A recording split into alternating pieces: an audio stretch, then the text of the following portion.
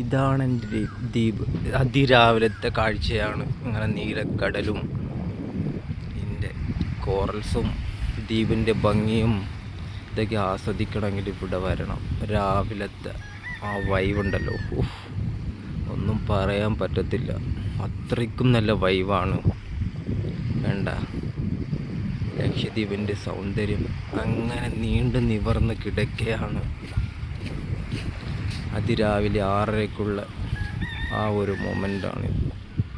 വേണ്ട, ഇത് നമ്മുടെ ഒരു ചെറിയ ഹട്ടാണ്. ഇവിടെ ടൂറിസ്റ്റും കേരളത്തിൽ നിന്നും എല്ലാവരും ഇവിടെ 2 days പാക്കേജായിട്ട് വരാറുണ്ട്.